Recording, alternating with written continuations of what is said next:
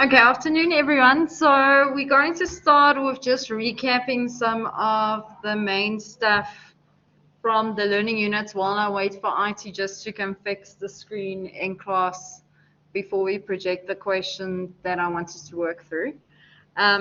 So if there's anything while we're going through the recap that you want me to stop at, just let me know. The guys online, can you actually hear me? Is the volume fine?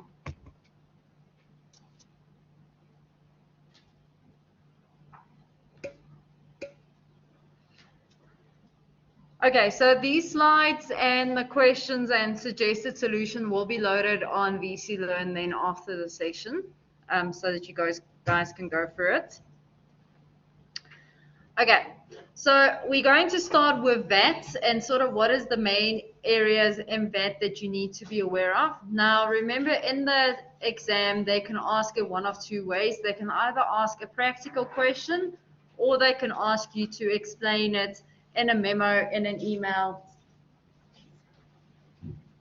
Okay, just hold on. I'm just quickly getting the cable, then we'll continue.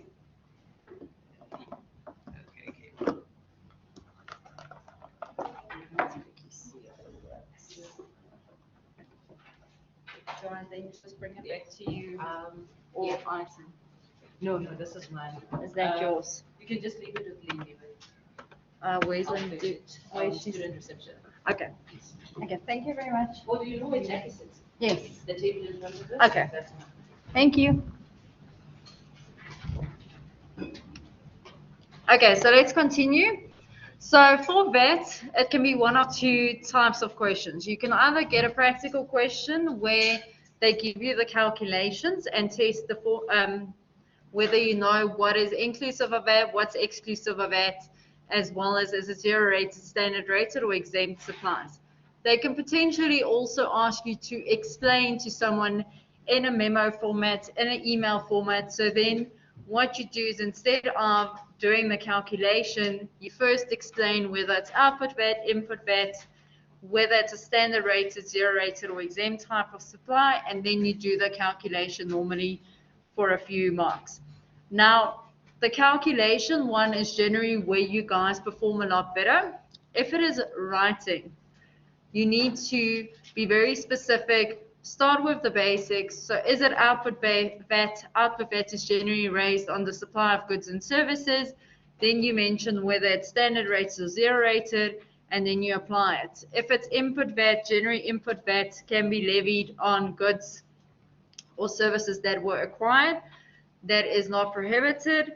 So if it's, for example, motor vehicle or entertainment, then you say, okay, well, because those are specifically prohibited from input VAT being claimed, it would be denied, and you go and explain that further. Now let's look at some of the basic concepts for VAT. Now the first thing is, based on the test, a lot of you actually said VAT is a direct tax. It's an indirect tax, and it is based on the consumption of goods and services. It is not based on purchases or sales. It is something that you consume, and that is why the VAT was levied. Okay, so if you wrote in the test that you purchased it, I gave you the marks, but technically the words you had to write down were consumption. And then currently the rate is 15% if it's standard rated. If it's zero rated, it's 0%. And if it's exempt, is no VAT levied on it whatsoever. The general rule when we explain it, it is VAT is levied at the earlier of payment or invoice date.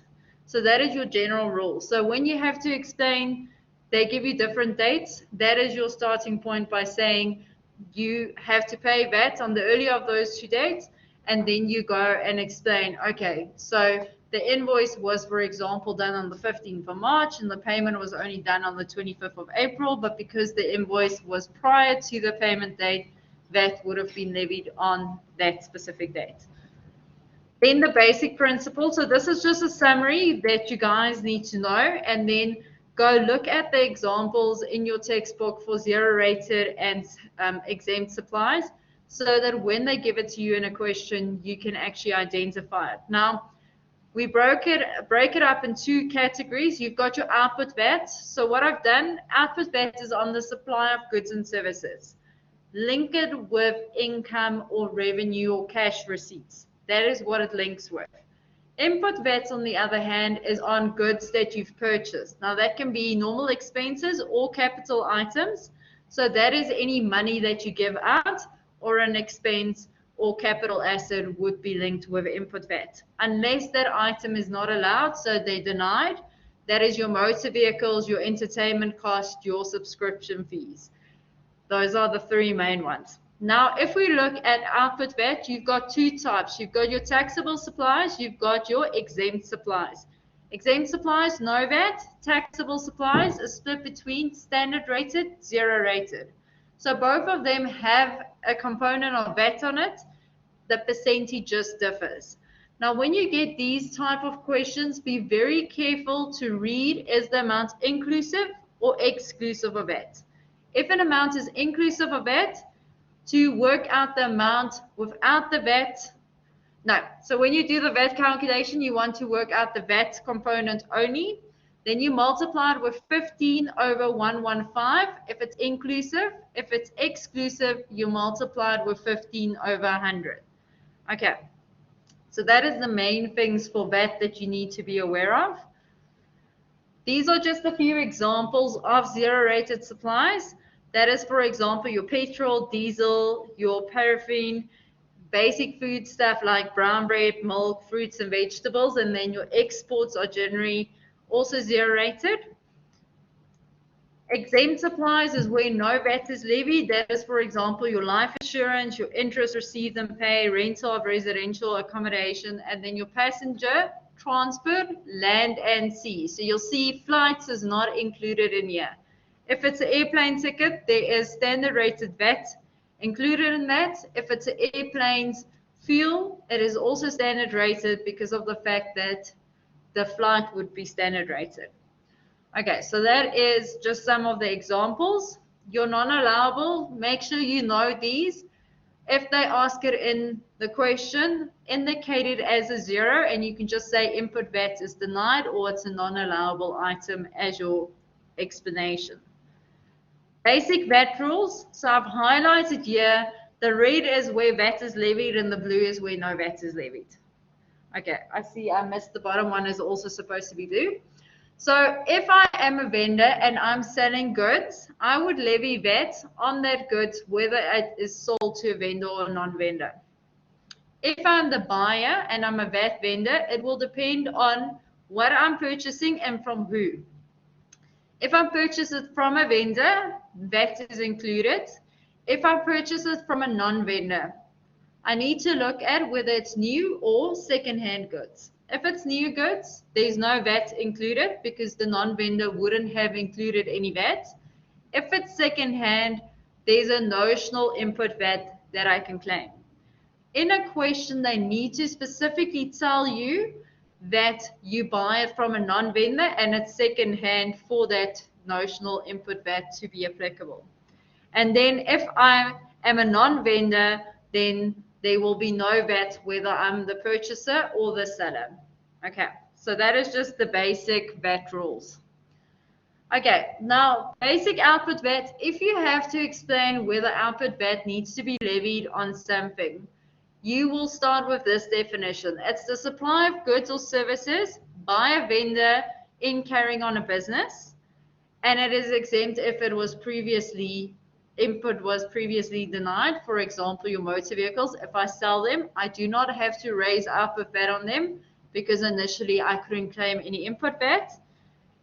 On the other hand, if I import any goods into South Africa, then I have to pay VAT on those custom duties. Now here you need to know whether it is one of those 4 BLNS countries, so Botswana, Lesotho, Namibia or Swaziland.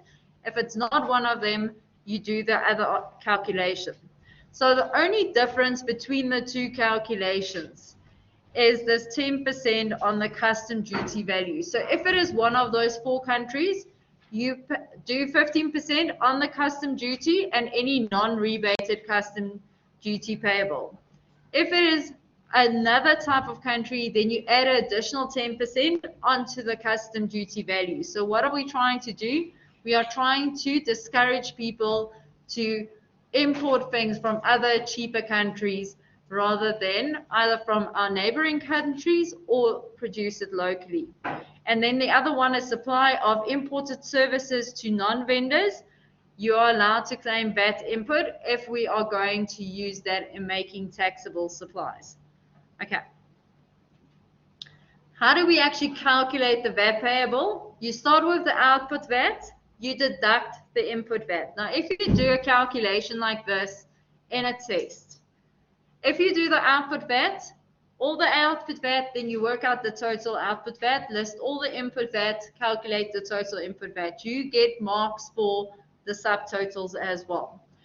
Now, in this scenario, we've done the input VAT negative to indicate what is positive, what are we paying over, what are we getting back. If you do not do it this way, then you clearly need to show me what is added or deducted from that amount so that I can clearly see that you know output VAT is positive and input VAT is a refund. And then you need to indicate whether at the end it's VAT payable or refundable. So payable will be when I've got more output VAT than the input VAT I can claim, whereas refundable will mean I can claim more input VAT than the output VAT I am paying. You also get a mark for indicating if it is payable or refundable in this type of calculation. Okay, now remember when you do this calculation, you are only showing the VAT portion. You are not showing me the VAT inclusive or exclusive amount to get the marks.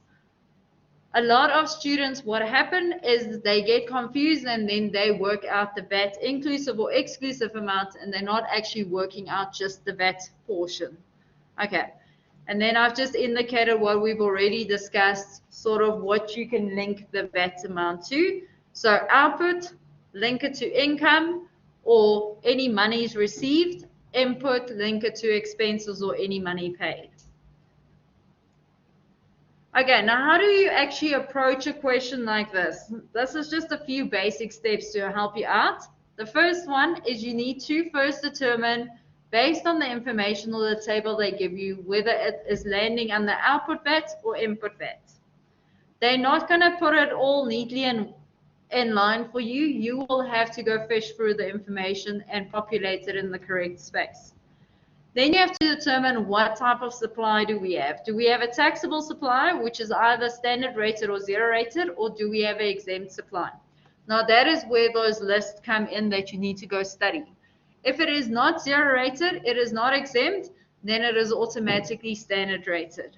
So if you're unsure about something, start with zero rated and exempt supply, go through that list, see is it maybe one of those items. If not, then you can just apply the standard rate. And then secondly, look whether the amount is inclusive or exclusive of VAT. In a question, they will give you a combination of both. So read very carefully. Okay, you don't want to lose easy marks because you didn't read what they gave you. And then apply the earlier of your payment date or invoice date, depending on the information, if they give you different dates. Okay. Now let's look at learning units 3 to 8, which is your taxable income. So under learning unit 3, this is the tax framework you need to know. If they ask you in a question to work out the taxable income based on the tax framework, this is how you need to populate that information. You give the main headings, and then you go and list all the individual items underneath the appropriate headings. Now, what I want you to remember, if something is exempt, it would have been listed under gross income as well. So you show the in under gross income and you show the out under exemptions. And then you've got your deductions. First you do your general deductions, then you do your capital allowances, and then you add any taxable capital gains. And then you create that subtotal for your section 18A deduction, which is your donation deduction. And remember, you need to state that it's limited to 10% of whatever you've calculated there. But this deduction there would either be the maximum amount we've worked out, or if we paid less, the smaller amount. So whichever of the two is the smaller will be your deduction. Okay, so this is how you do taxable income if they ask you. But if they now ask you for tax payable, then you go on with the following slide. So then you take your taxable income, you apply your tax rate, your applicable tax rate to work out your normal tax. For a company, a CC, it's 28%, a trust is 45%, and if we've got a small business corporation, then we apply that sliding scale, which they will provide in the exam to you. If, however, it is a micro business, we do not do this calculation at all. We go work out what is the taxable turnover, so the qualifying turnover, to work out the amount based on that sliding scale. Then, very important, you deduct your provisional tax or any prepaid taxes. They could potentially also be foreign taxes that they could deduct. Because we're not doing individuals, you won't see employees tax. So in your scenario, it would be the provisional tax that you deduct to get to your normal tax due. Then you add any withholding tax on dividends. Now, because we don't cover that in our scenario, you would actually just work out the total tax liability. You would skip that step to get to the amount. So if they ask you tax payable, you take the normal tax, you work out the normal tax, you deduct any prepayments, and then you get to whatever you still owe. Okay, so make sure you know these frameworks. Okay, now let's chat about gross income. Gross income, they can ask in one of two manners. They can either include it in one big question where we test all 8 learning units in one question, or they can do it similar to what they've done in the test and ask you a theory question. Now, I think we're going to see both. They will either ask this or the general deductions again with the case law. I don't think it will be a massive question, so it will probably be about 15, 20 marks. But you do not want to lose 15 marks out of 180 because that could mean a pass or fail for you at the end of the day, depending on how you answer the other questions. So in the framework, it's right at the top, the gross income. Now, remember the definition. If they ask you to explain gross income, or they ask you to explain whether something is included in gross income, this is your starting point, your definition. So you start off with gross income, and then whether it's a resident or non-resident. For a resident, it is the total amount in cash or otherwise. So either cash or in goods that they receive, received by, accrued to, or in favor of such a resident, and it excludes receipts or accruals of a capital nature. So that is for a resident. For your non-resident, you just change that received by and say it's from a source within the Republic. So for resident, you say worldwide income, non-resident for sources in the Republic. That is how you differentiate between the two. And then it is for the year of assessment, you include that as well. Now, the main court cases that you need to be aware of. If we talk about total amounts, cash and otherwise, remember the Latergan case says it is any form of property earned that has a monetary value. So anything that has a monetary value will be included in your gross income, according to this court case.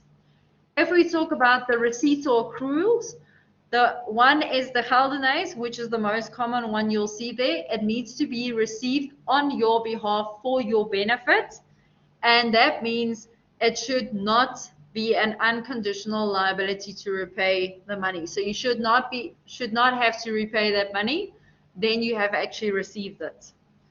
Whereas accrue to, look at the People Stores and the Moy court case, which says, People Store says accrual means you become entitled to it. So you have delivered the goods or the service that makes you entitled to receive that money. Whereas Moy says it is once the condition has been met, it will accrue to you. And then very important to note, for receipts or accrual, we ignore the time value of money. So it doesn't matter whether it's for 2 years down the line, the money we've received or not. Okay, so that is also just something you can add in additionally. but that's not where the main points would be. The main points would be for these type of discussion. Then further received by, so these are some other court cases that you just need to be aware of. The main one is ill-gotten gains or from illegal activities. It doesn't matter if it was from an illegal activity, you will still be taxed based on the MP Finance Group and the Delgora Bay court cases. And then the PIAT one that says your deposits need to be placed in a trust account. Now, in your questions, they just stated it's a separate bank account, so you can assume that is a trust account. Okay, and that will then not be taxable. Receipts of a capital nature, the main thing there, court case was your FISA court case that talks about the tree and the fruits. But if you want to discuss it and it's not something that would fall under that, you can either look at a subjective test or the objective test. Now, your subjective test is the intention of the taxpayer. When you acquired it initially, what was the intent? Was it for long-term growth or appreciation, or is it actually to make money? And that will then tell you whether it's capital or revenue in nature, and the other one is facts. So based on the facts they're giving you, will tell you whether it's capital or not. But it would generally be more in your test under the subjective test rather than the objective one. Okay, so I've just summarized the intention and change of intention for you guys on the slides. Just make sure you go through this so that if you see something like this in the test, that you know that you need to discuss it. Okay. Here's just a few examples of things that are capital in nature. So any damages and compensation is seen as capital in nature. Fortuitous gains like gifts, inheritance, prize, donations. However, if you get gifts regularly, then it is not capital in nature because of the fact of the frequency that you receive it in. Okay, so then it is seen more as revenue. Similar with gambling. If I gamble every day, then it is more like a profession than a once-off. And then it would also be seen as revenue in nature. Okay, now when you get an exam question, I'm just going to repeat this so that you guys know that you write enough. Because in the test, I could see you guys identified a lot of the issues, but you just did not give me enough content or explained it in enough detail to get most of the marks. Okay, so if it is less than 10 marks, you briefly mention the components and you only deal with the one which is the issue. Okay, if it is more than 10 marks, you need to bulk up that question. Now, how do you bulk up your question? You go and state the definition, which is basically listing all the components. You also mention there whether it's a resident or non-resident and what they are taxed on, whether it's worldwide income or only the sources in South Africa. And then you go list each and every component, and for every component you go apply the question to that component. So I want you to list the components out for me. Don't just do one paragraph. Go structure it that you list cash or otherwise, year of assessment, not of a capital nature, it's received by or accrued to. So go list that. You get half a mark for each component you list. Then, based on the information, let's say in the test, your received by or accrued to was the issue. For each and every other component, you go apply the information in that question to that specific component. You normally get a mark. If there is a court case that is applicable, you potentially get a mark and a half depending on what they want from you. And then the main component that is the issue. There you generally have to write about 5 or 6 marks to make sure that you've covered sufficient content. Now, if you cannot remember the court case name, it's okay. The court cases, the names only count half a mark. Discuss the principles of that specific court case. The principle itself counts a full mark. So then instead of worrying about what name it is, write the principle that is applicable, then you can still get 1 out of 1.5 marks. Okay, and then you can still do well in that question. Then you also, once you are done discussing each and every component, based on how you've argued it, your conclusion needs to be similar to what you've argued. So if you've argued in your question that it is not included, your conclusion needs to be the same. Okay, so do not go and contradict yourself. I also saw that in the question where students are contradicting themselves or they just don't get to the point. So make sure that you are concise in what you're writing down. Rather just write short and brief answers than try and elaborate it and make it sound all fancy. You do not have time to go and write an essay. You need to get to the point. Okay, so if it is 15 marks, the general thing is 15 points to get 15 marks. So if you haven't done 15 individual points, then you have not written enough. Normally about a 15-mark question, depending on how big you write, would be between half a page to a page. If you write big, then up to about 2 pages. Okay, to get most of the marks.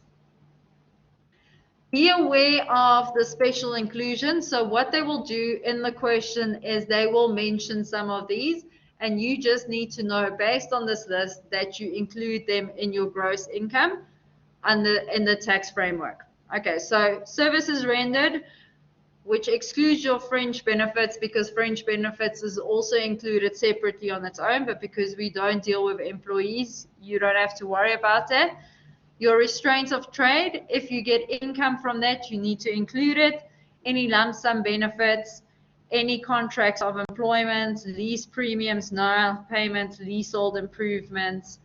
If you sell an asset similar to trading stock, any dividends, government grants. So you can see here, dividends, government grants is specifically included, even though it is exempt income. So you go include it, and then we exclude it. And then the one you need to remember is these recoupments. Based on the capital assets that you are selling, remember that you need to include that. Let me just check if there's no questions online. Okay.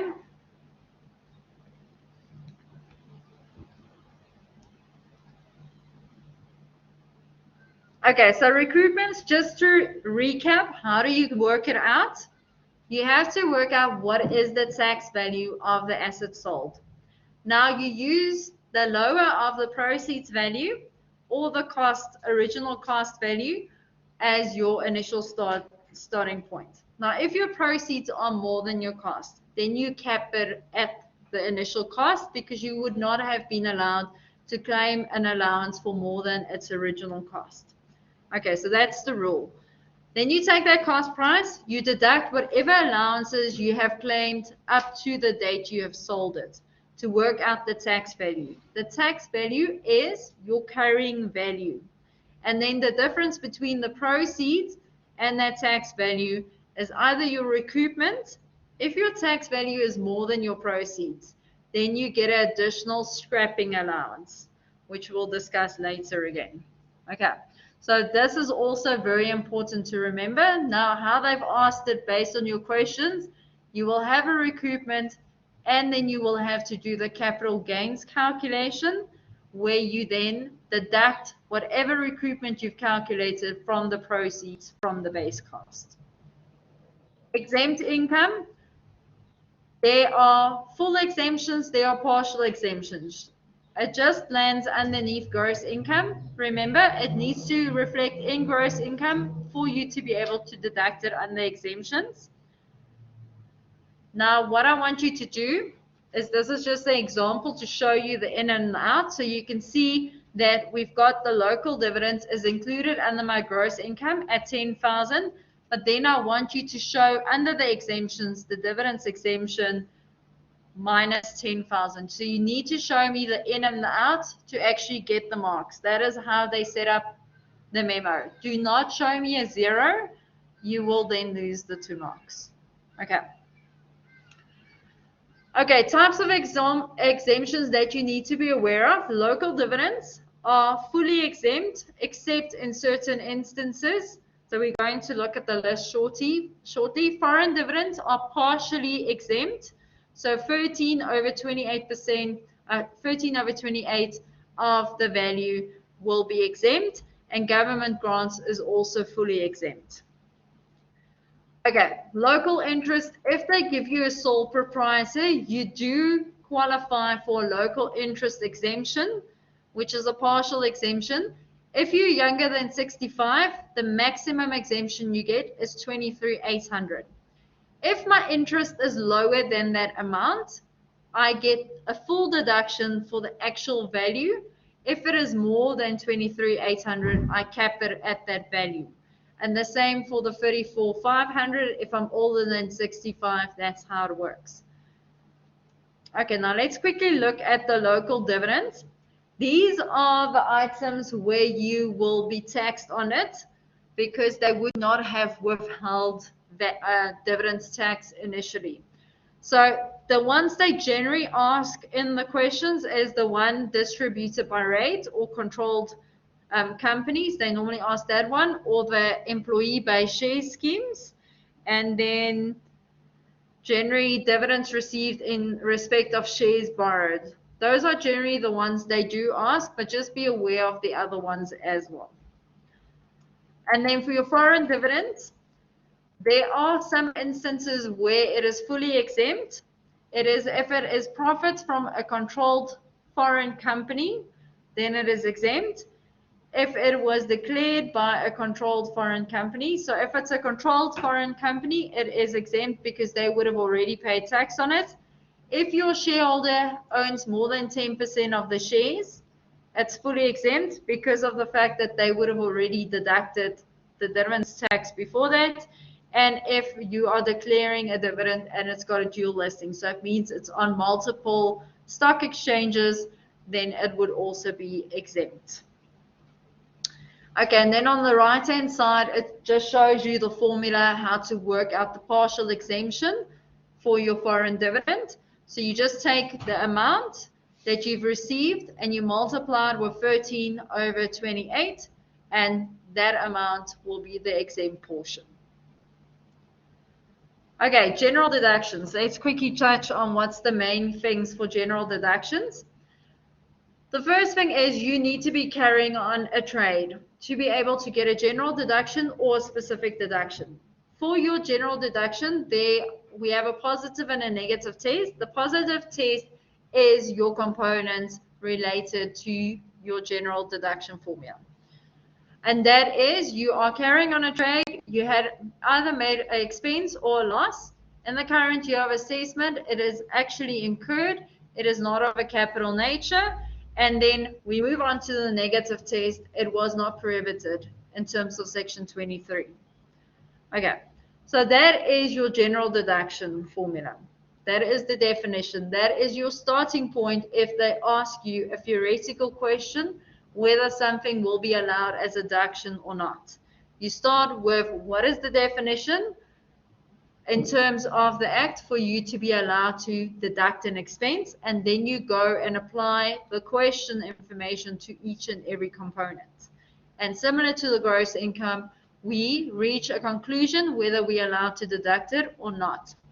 The main thing generally with this type of question is it an expense that I have incurred for carrying on my trade? So is it a business expense? It's generally what you will have to argue, and has it actually been incurred?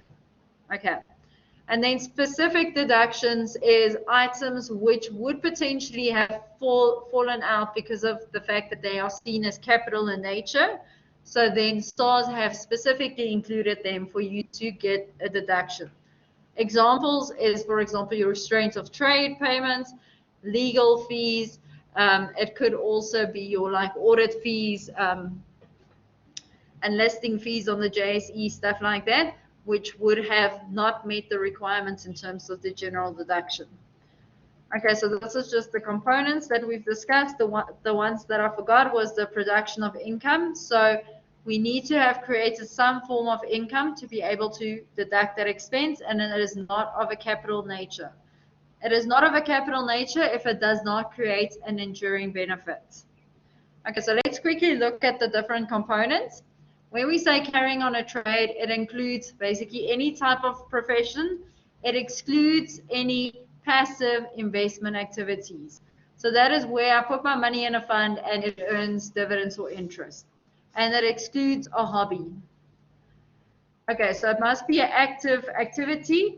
And then the two court cases that you need to be aware of is the BS that says there must be an expectation for profit, or despite the lack of profit, it was used for purpose, for the trade purpose. And then the negative, it may not be deducted if it does not relate to the purpose of trade or is not expended for your purpose of trade. Expenditure losses, the Joffrey case basically says there's very little distinction between what is a loss, what is expenditure, and it does not actually have to be paid out in cash. It can also be incurred. So I might be liable for it at the moment, but I haven't physically paid it. And then actually incurred, this is generally where a lot of discussion would happen in your general deductions. We've got an unconditional liability to pay something in terms of the National Parish Court case. We're not allowed to deduct any future expenses in terms of the Edgar Store case. Incurred means paid in terms of your Caltech oil case. It does not mean pay, so it means you have a liability, but you have not physically paid it. And then the golden dumps one talks about if there's any legal case that we have to have received an outcome for the dispute before we can include it or deduct it. Production of income, the main one you need to know is Port Elizabeth Electric Tramway, which says it's inevitably communicant or closely connected to our business or what we do. If an expense is due to your negligence, it is not seen as an unavoidable cost in terms of Joffrey and Co., and then you're not allowed to deduct it. And you can deduct the expense even if the income will only be generated in the future in terms of sub-Nigel. And then fines and bribes, they are not allowed as a deduction in terms of ITC 1490, but you can actually just link it with section 23. It's been prohibited specifically. So you don't even have to mention the court case. Capital nature, the ones I want you to just know about is the enduring benefit due to Rhodesia-Congo borders. Also, the benefit will last a long period of time is capital in terms of Phalaborwa mining, or how frequently you convert it to cash in terms of new state area. So the more I convert it to cash, then it is rather revenue than capital nature. And Valambrosa Rubber said that if it's a once-off or a regular expense, it's capital. If it happens frequently, so it's a recurring expense, it is revenue nature. So those are the main ones for capital I would focus on. Okay, specific deductions. I know we're going fast, there's a lot. Okay, trading stock, just remember, you add your sales. Generally, if you do your trading stock, any sales would be included in gross income. Your opening stock is shown under your deductions as a negative expense. Purchases and any cost incurred to bringing those purchases to your location and condition is deducted. And then you add your closing stock also under your gross income line item. So that's just to remember. And then just be aware of when you dispose of something, at what value will it be disposed of in terms of the recoupments. Okay, so then I summarized the specific deductions for you. Remember, any employer contributions, whether it's medical aid, pension fund, full deduction. Annuities, full deduction if that person retired due to old age, ill health, or infirmity. Okay, if they did not retire due to any of those reasons, you do not get a deduction. Restraint of trade, remember the longer period of the restraint contract, or 3 years, or if you do the calculations, whichever one's the smaller of the two amounts. Bad debts, you're allowed to get a full deduction if you've included it previously in your gross income. Doubtful debts allowance. Remember, over 120 days, 40%. Under 60 to 120, 25%. That's if I don't apply IFRS. If I apply IFRS, it is 40% for your loss allowance lifetime expected and any debts written off. and another 25% for your loss of allowance. So if we apply IFRS, it would be 25%. If we don't, we split it between 25 and 40%. Okay. And if they want you to apply IFRS, they need to give you the loss allowance for that full 40%. And remember to add back the prior year, deduct the current year. Research and development, if the requirements have been met, for your non-capital expenditure, you can deduct 150%, otherwise 100%. If it's a capital allowance, it's 50, 30, 20%, 5% for your buildings over 20 years. Legal fees can be deducted as long as it relates to something that is not capital in nature. The R&D expenses we've discussed now. Donations, remember your 10% limit. If your amount is lower than that, the lesser amount is deducted. Prepaid expenses, remember, if it's less than 6 months after year end, full amount deductible. If it is more than 6 months, you have to go add up all the prepayments that is left over after you've accounted for the 6-month period.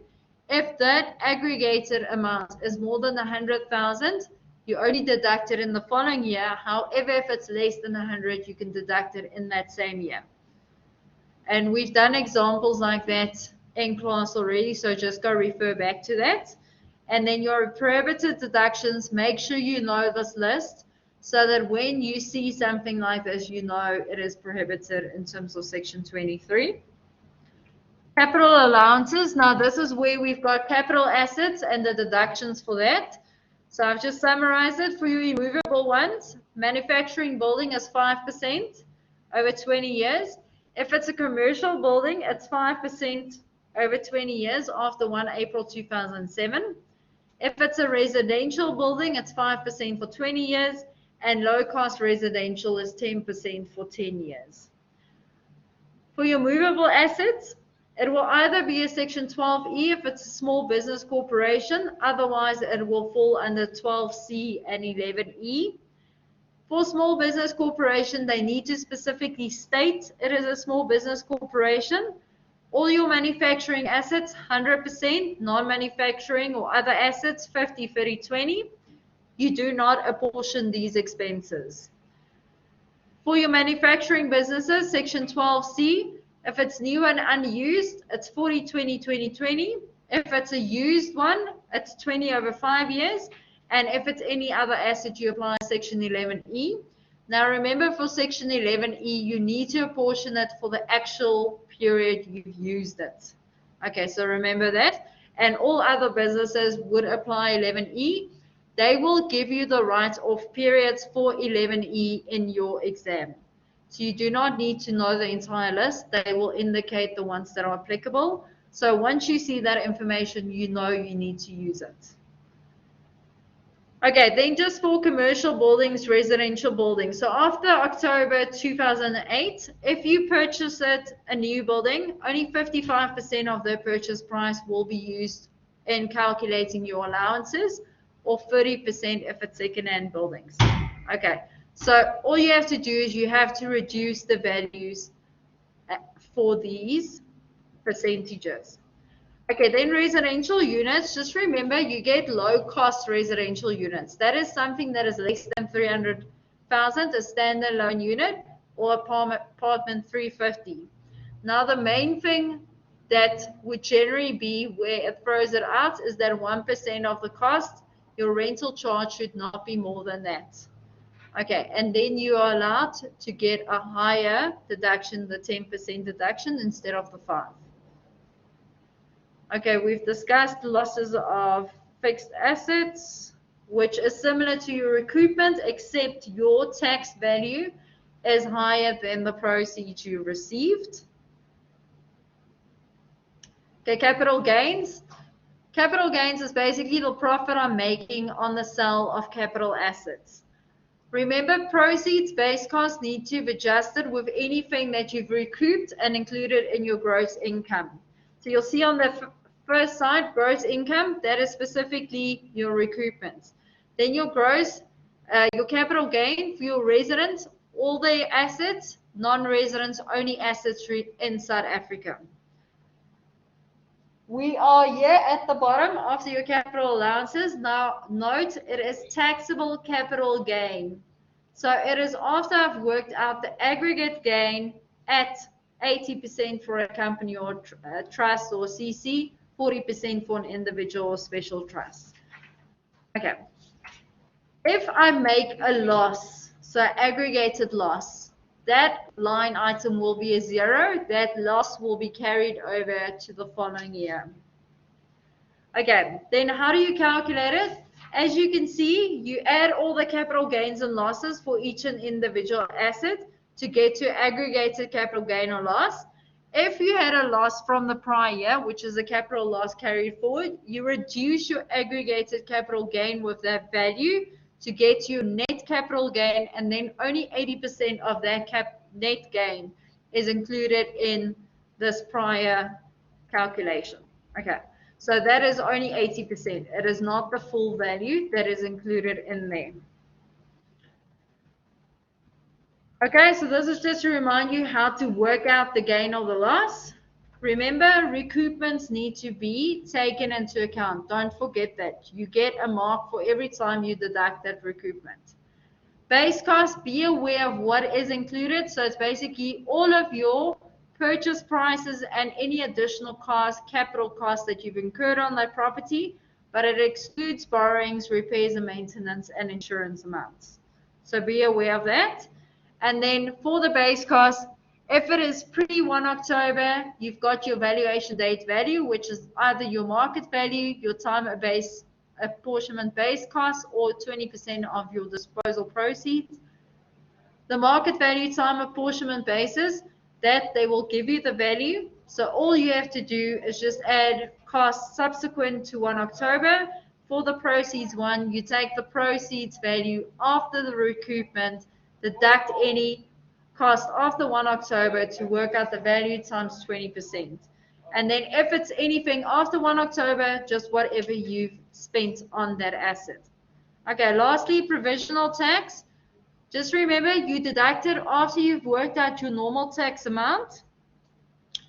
And you've got 3 types. You've got your first provisional, second provisional, third provisional payment. Now, the ones they generally ask is your first and second one. So for your first one, if that amount is not the prior year of assessment, then you take the year it is and you increase it with 8% to get to the value. Your first one is based on your taxable income or your basic amount. You work out the liability, then you divide it by 2 to get your value, and you deduct any prepaid taxes. Now, normally for your first provisional tax payment, you wouldn't have had any prepayments. Then for the second one, now you have to look at whether that value is more than $1 million or less than $1 million. If it's more than $1 million, 80% of your actual amount needs to be used. Otherwise, you will pay penalties of 20% between the difference. If it is less than $1 million, 90% of your actual amount must be used, or the basic amount that is reflected on your previous return. If that return is more than 18 months, you have to increase it for every year by 8%, and then the difference would also be 20%. Okay, and this is just how you calculate it. You have your taxable income amount, you work out your tax liability or your normal tax, deduct any prepayments to work out how much do I still owe SARS. Okay, I know this was a lot. Before we take a 10-minute break, do you guys have any questions?